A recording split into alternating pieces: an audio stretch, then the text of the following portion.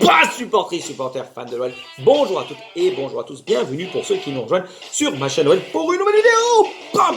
Oh oui, j'avais envie de prendre l'antenne en semaine parce que je zone aujourd'hui. Petite dédicace avant de démarrer la vidéo au Gon Djibril. N'oublie pas de te brosser les dents 9 fois par jour sur les conseils gouvernementaux. Et j'ai vu tes babouches jaunes en photo, tu bénisses la vérité. Au-dessus, c'est le soleil. Ah, t'as percé, hein. Tonton Niaoui t'embrasse bien fort. Bon, allez les gars, on va pas ruer mes mères dans les brancards. La situation de notre belle Olympique est bien entendu dramatique. Plus les semaines passent et plus on s'enlise dans les abysses du classement. On est dans le désert, mais on est sans gourde. D'ailleurs, pour le pèlerinage à Lourdes, on est presque complet. Dis donc. Bon, je vais uniquement parler du sportif parce que pour moi, notre rédemption viendra uniquement du terrain. Je vais y revenir un tout petit peu plus tard. Sûrement pas de notre direction complètement hors sol, emmené par Jojo, le roi de la Santiago, en country. Hein. Ah ouais, je vous mets une petite photo de ce qui s'est dit là ces derniers jours. Magouille et compagnie avec Tipeee pour réintégrer l'administration OL. Un accord avec un groupe d'institutions financières mondiales de premier plan pour un refinancement de la grande majorité de sa dette et de celle de sa filiale Olympique Lyonnais ASU pour un montant total de 320 patates à long terme. Ça sent encore une quenelle, mais monumentale, on n'y parle plus rien, parce que d'après mes sources, ce sont les Balkany qui seraient dans le coup, accompagnés de Marco Mouli pour la partie trésorerie. Et perso, moi, cette béchamel, j'en peux plus. Ça devient lunaire. Mais on voit bien que voilà, tout part à volo côté direction. Il n'y a aucune stabilité, aucune sérénité. Donc bon, c'est pour ça que ça bégaye à tous les niveaux. Et vous saviez combien je déteste tous ces cancans. Parce qu'on parle de tout hormis du sportif. On peut pas faire abstraction, les gars, aujourd'hui, forcément. Donc du coup, j'avais envie de faire une petite vidéo de derrière les fagots. Voilà, c'est vendredi. Il fait beau. Attention, température à 11 degrés, commence à faire frais. N'oubliez pas les cagoules pour les enfants, c'est important. Et c'est le terrain qui va nous permettre de nous en sortir. C'est là qu'est la vérité. On ne peut pas tricher. Et Kezako Legon, c'est également là où on fait preuve d'énormes difficultés depuis des mois, voire des années. Parce que c'est toute l'équipe qui n'arrive pas à s'exprimer ensemble. Elle est emmenée, cette équipe, par son mentor Fabio Grosso, pour qui j'ai énormément d'estime, mais qui va devoir vraiment rapidement trouver les solutions pour pas qu'on passe pour des bananes et des trompettes. Voilà, à tout bout de champ. Fabio, si tu m'entends, pendant que tu vas aller sur le trône, s'il te plaît, mets cette vidéo. Je suis là. N'hésite pas à passer boire le café à la maison pour qu'on en discute. L'entrée, c'est 10 € avec une conso en plus. Un mois que tu es là pour un bilan que je qualifierais d'exotique. 0 victoire, 2 nuls et 3 défaites. Bon, je vais pas faire le chibré hein, comme beaucoup à hurler au loup. Mais je l'ai déjà répété à plusieurs reprises. On sent que tu as envie de réussir, de redresser ce club. Tes intentions sont sincères, sont louables, sont honnêtes, surtout dans tes propos également. Mais comme à un moment donné, tu as envie de motiver et de remettre le club à l'endroit. Et n'oublions pas que dans ce marasme, il est seul, sans directeur sportif derrière, qui pourrait l'aider et pouvoir s'en sortir à bien bosser ensemble. Au-dessus de lui, une direction, mais comme emploi fictif, tu fais pas mieux. Qui sont ces gens? Quel est leur rôle? Si quelqu'un en sait plus, qu'on lance un numéro vert, parce que moi, perso, c'est comme si on suivait les mouches hein, aujourd'hui. Il est arrivé il y a un mois, n'a absolument pas fait les contours de son effectif par rapport à ses schémas de jeu. Il a pris l'effectif en route. Voilà, il n'a pas fait le mercato non plus. Je ne vais pas le dédouaner bien entendu, mais c'est pas un guignol comme beaucoup le prétendent et le pensent. Non, attendez, il vient d'arriver tranquillou bilou. Sauf que là où je suis extrêmement critique, va falloir qu'il arrête de tortiller du fion, l'ami Fabio. Hein. Ce sont les schémas tactiques et ses compos en 5 matchs, plus de 60 joueurs, 3 formations. Démarrer en 4-3-3 à Brest, 3-5-2 à Reims, on revient en 4-3-3 pour recevoir Lorient pour repartir sur un 4-2-3-1 face à Clermont et on panache un 9-0-2 face à Metz. Qu'on parle pas d'un 3-5-2 dimanche dernier parce que les pistons ils étaient au même niveau que la défense. J'ai regardé le match à nouveau donc non, quand tu joues avec des pistons qui sont absolument pas projetés vers l'avant, c'est que tu joues à 5 derrière, basta. Il a d'énormes doutes sur l'effectif, c'est normal, mais la peur que tu as de perdre, eh ben, tu la transmets aux joueurs avec toutes ces moustères et des consignes farfelues et avec des formations, on comprend plus rien. Non, je le dis, je le répète, 9 joueurs défensifs face à Metz. Non, monsieur, non, t'étais pas mauvais, t'étais très mauvais. Voilà. Qu'est-ce que tu envoies aux adversaires et à ton groupe? Eh ben, un message que tu as peur avant même d'avoir commencé le match. Tu dis à tes joueurs, va falloir qu'on bétonne derrière. Et à l'adversaire, eh ben, On joue avec la crainte, on joue avec de l'huile dans le falzar, hop, le slip, on l'a mis sur la tête. Eh ben non, tu ne joues pas pour gagner, tu joues pour ne pas perdre. Oui, la situation elle est délicate actuellement, mais c'est par le jeu qu'on va s'en sortir tout en continuant à charbonner.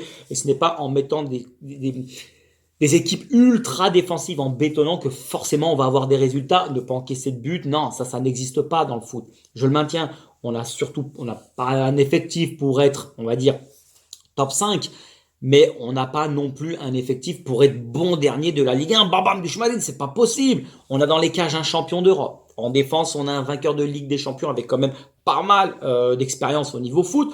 On a un champion du monde côté gauche. Au milieu de terrain, on a un autre champion du monde français. En attaque, on a un artificier qui a joué en première ligue quand même, qui a marqué des buts, qui a fini capitaine d'Arsenal.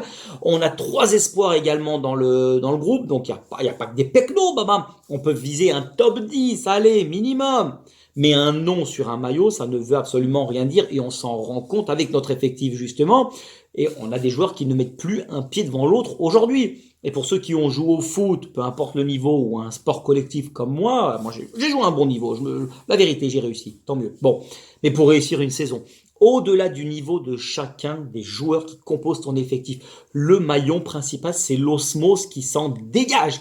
L'alchimie d'un effectif, c'est la base de la réussite. Être une belle bande de copains qui s'entend parfaitement. Tu peux ne pas être les meilleurs copains du monde, mais il faut cette osmose, il faut cette alchimie sur le terrain et en dehors pour que tout le monde s'éclate ensemble. Nous, on ne sent absolument rien, hormis qu'on pue la merde, c'est tout. Il n'y a pas d'affinité, il n'y a pas d'entente, mais surtout, on ne sent pas des joueurs soudés. Et ça, que ce soit Peter Alaoui, Lolo White, qui sont passés récupérer leur sort tout compte à la compta, ni même Fabio Grosso aujourd'hui, n'ont réussi à fédérer ce groupe. Donc forcément, les joueurs ont leur part de responsabilité, parce que malgré 8 entraîneurs en 3 ans, c'est toujours l'escalade de l'horreur chez nos gars. Il faut retrouver des sourires, des joueurs heureux ensemble, voulant partir à la guerre ensemble, prêts à aider le copain ensemble. Mais c'est surtout motivé pour y arriver ensemble. C'est pour ça qu'il nous faut un mentor, un guide qui mène son troupeau, un mage, moi j'en sais rien, un marabout, faites ce que vous voulez.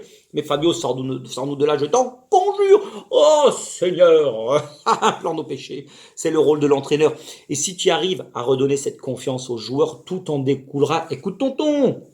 Et ensuite, mettre en place un schéma de jeu fixe sur lequel tu vas te baser avec une ossature qu'il faut dessiner, sur laquelle on va se reposer pour que nos guns fassent des efforts ensemble sur une base fixe, saine et non qui change chaque semaine pour que chacun comprenne son rôle. Personne ne sait ce qu'il a à faire sur le terrain. Tout le monde court, mais part nulle part à la fois. C'est ça qui n'est pas bon. Et c'est pour ça que je vous mets une petite photo de la composition.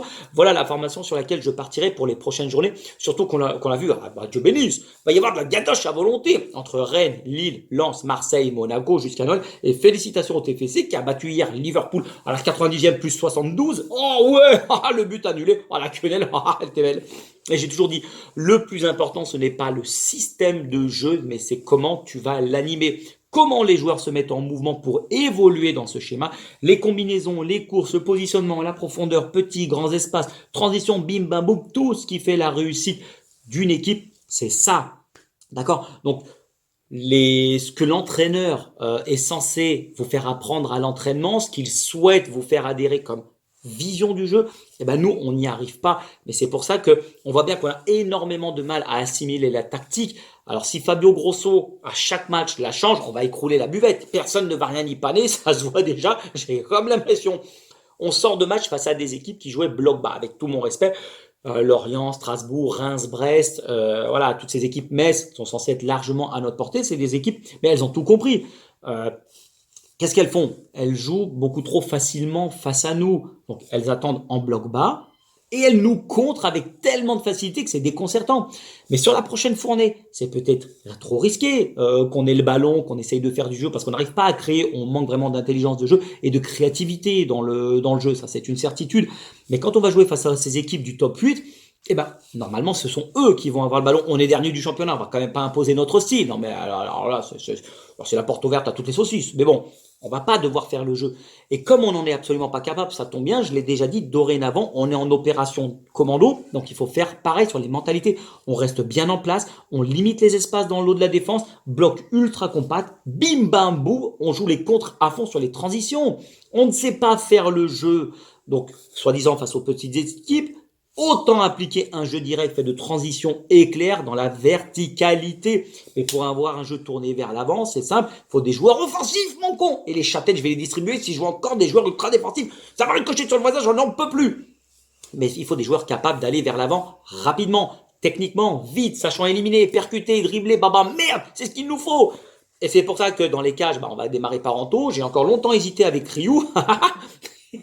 Mais bon, écoutez, on est déjà dans la sauce, on va pas non plus y aller au panache. En défense, 4 défenseurs avec une charnière Lovren Kaleta Tsar que l'on n'a encore jamais essayé de mémoire. De l'expérience, de beaux bébés physiques, dur sur l'homme à la Sikish avec un très bon jeu à rien. Il faut s'appuyer sur ça. Même si Dejan, depuis son retour de blessure, il est complètement à la ramasse, il est grand temps de montrer sa force de caractère parce qu'on en manque cruellement sur le terrain. Ça se voit, il n'y a pas de guide, il n'y a pas de repère. On a des joueurs trop jeunes et on n'a pas de leader sur le terrain. Mais c'est censé être ce que tu es, Dejan. Un battant qui ne lâche rien dans des moments difficiles. On va devoir, voilà, avec ces joueurs d'expérience sur qui le groupe tout entier doit se reposer et prendre exemple. Vous devez tirer tout ce groupe vers le haut et cela passe par une défense solide et en place. Avec Kaleta Tsar, les deux feront la paire sûrement parce que j'en ai déjà parlé avec mon adjoint bugiste dans les commentaires dans la dernière vidéo. Il y aurait de la friture sur la ligne, voilà, entre Kaleta Tsar et l'entraîneur. Bon, il se passe pas mal de moustère. Mais les deux, je pense qu'elles peuvent faire la paire. Parce que Diomandé et ses saucisses, moi, je n'en peux plus, je vous le dis clairement. Ça fait 4 ans. Regardez, j'en perds tous mes cheveux. Mata à droite pour un peu plus de sérénité et de calme. C'est notre meilleure recrue assez régulière dans le jeu et dans ses performances, même si face à Metz, c'était que Land. Mais je pense que voilà, Koumendi, je l'aime bien, mais un peu trop jeune chien fou, trop de fautes, manque d'expérience. Il se fait souvent prendre au niveau défense, même s'il a beaucoup d'envie. Mais tout doucement, il faut le mettre, il faut lui mettre de la concurrence. Et je pense que Mata, c'est pareil. Et pareil, pardon, et c'est parfait, pardon, Mata. Et pareil de l'autre côté, Enrique à gauche, à la place de la Tagliatelle, qui ne met plus un pied devant l'autre. C'était encore catastrophique face à Metz dimanche dernier. Et Dieu sait que j'adore ce joueur du Schmarid. Mais Enrique, c'est peut-être limité techniquement. C'était peut-être pas le même bagage technique que la Tagliatelle.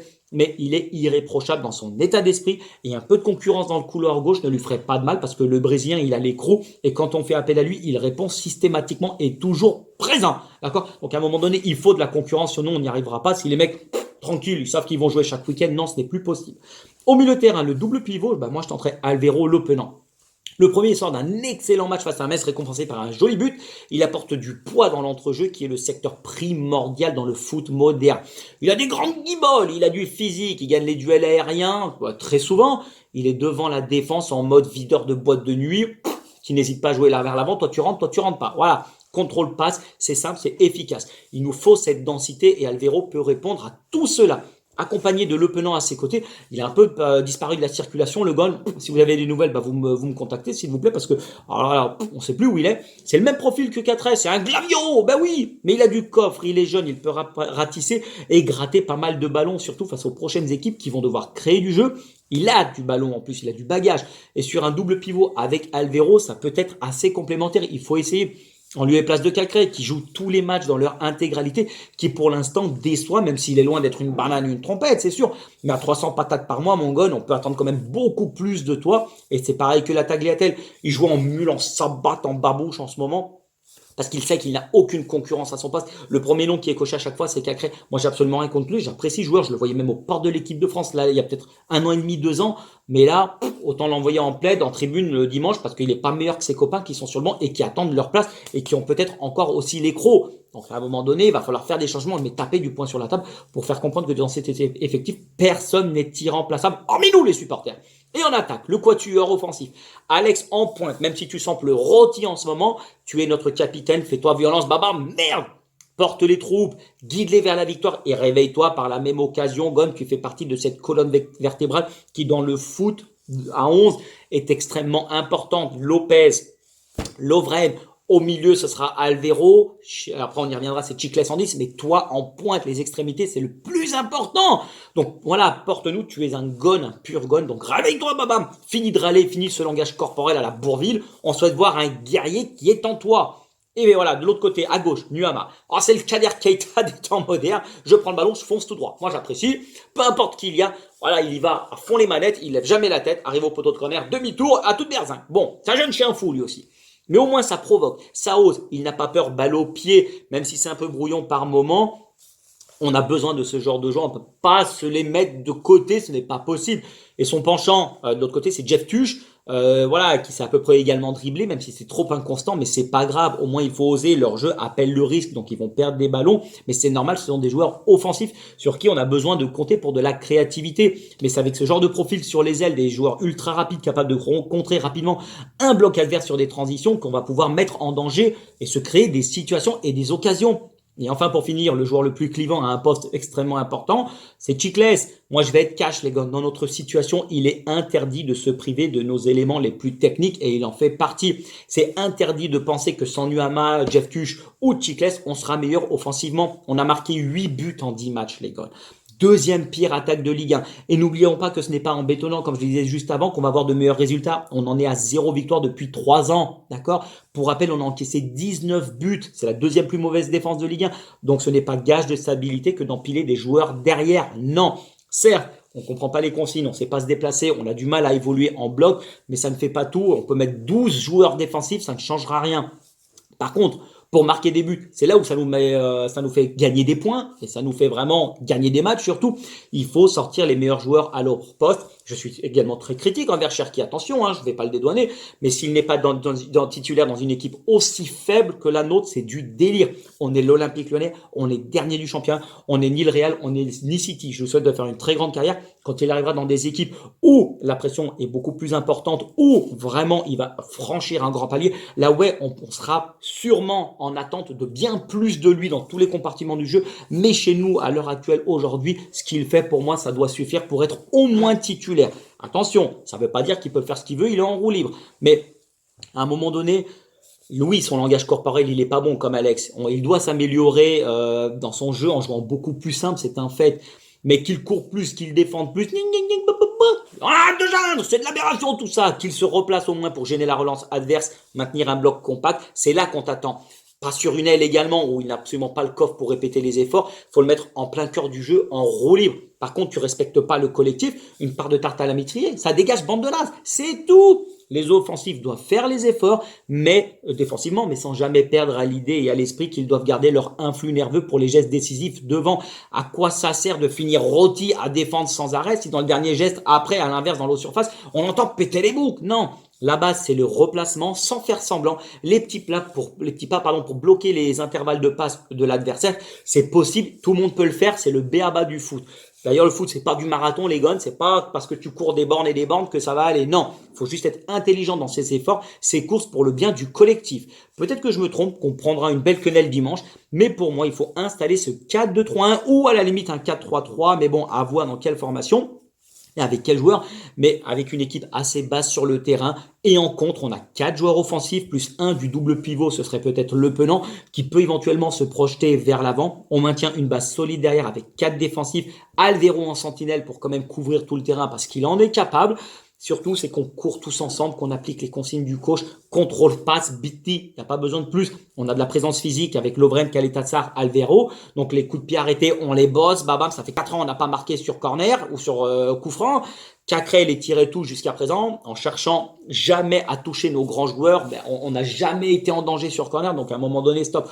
On reprend les bases. Cherki, Nuama à la baguette, nos joueurs les plus techniques qui tirent les coups de pied arrêtés et du mouvement. Tout le reste, ce n'est que de la littérature, les gars. Allez, c'est tout pour aujourd'hui. Vous me dites ce que vous en pensez dans les commentaires. Qu'est-ce que vous voyez pour l'avenir, les formations, les ci, les ça. C'est un plaisir d'échanger avec vous tous et avec tout mon staff. Vous êtes de plus en plus nombreux. Un grand merci, bien évidemment. L'Olympique Lyonnais est et restera une formidable raison d'être heureux. Je vous dis à lundi pour le débrief de Rennes Noël. Passez un bon week-end. Tchuss les gones et passez une belle journée également.